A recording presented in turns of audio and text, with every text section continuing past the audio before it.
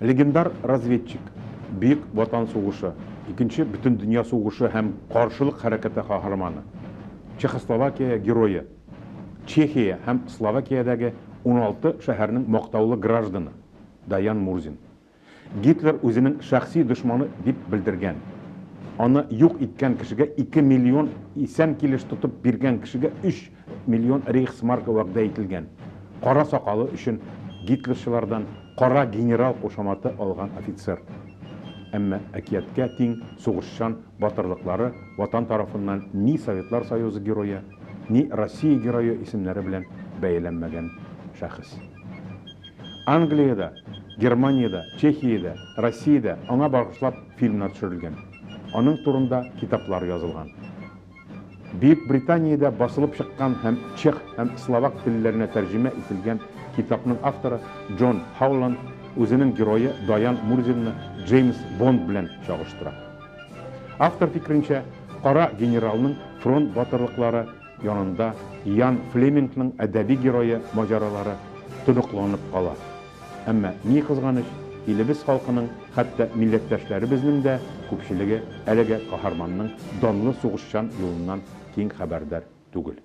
Даян Баян улы Мурзин 1921 елның 20 гыйнварында, башка мәгълүматлар буенча 20 декабрендә Уфа губернасының Бәләбәй өязе, хәзер Башкортстан Республикасы Бакалы районының Иске Балыклы авылында туа.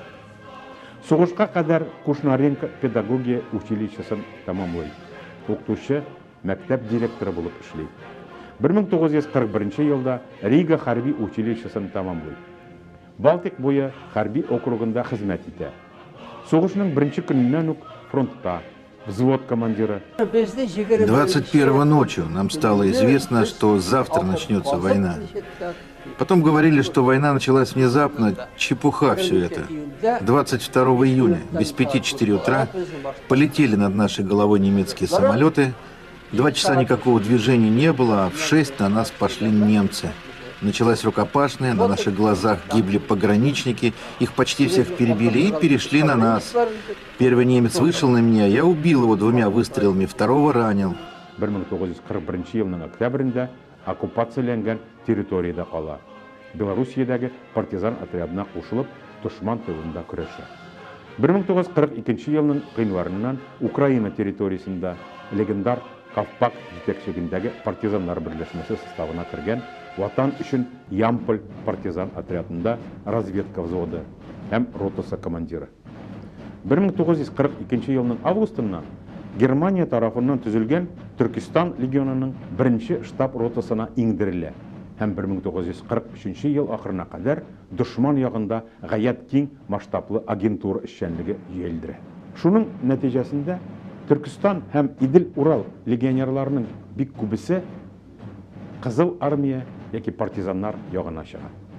1943 елның декабрендә Даян Мурзин махсус разведка төркемендә Молдавия территориясына җибәрелә һәм Молотов исемендәге партизан отряды оештыра. Отряд Молдавия, Украинаның Винница һәм Одесса өлкәләрендә яшерен көрәш алып бара.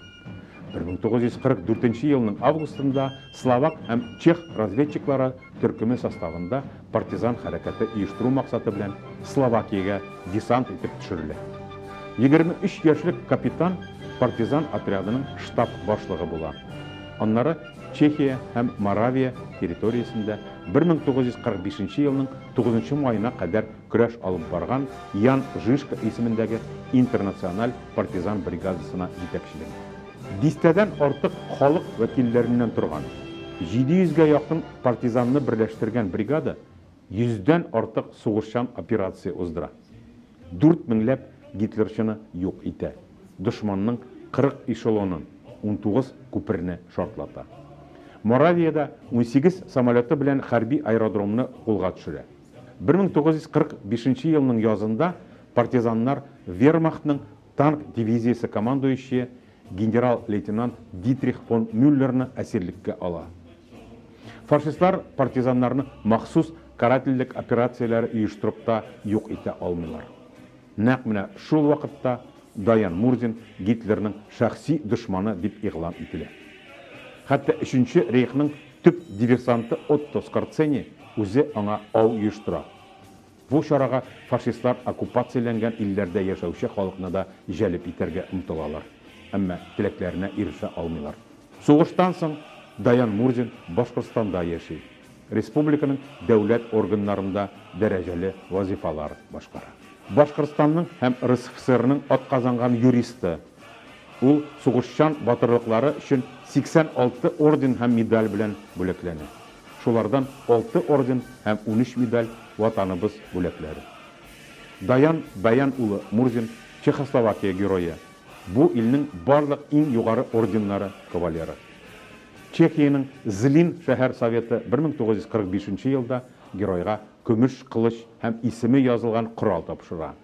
Бу шәһәрнең бер урамы 1990 елларга кадәр майор Мурзин исемен йөртә. Даян Мурзин 2012 елның 9 февралендә Уфа шәһәрендә вафат була.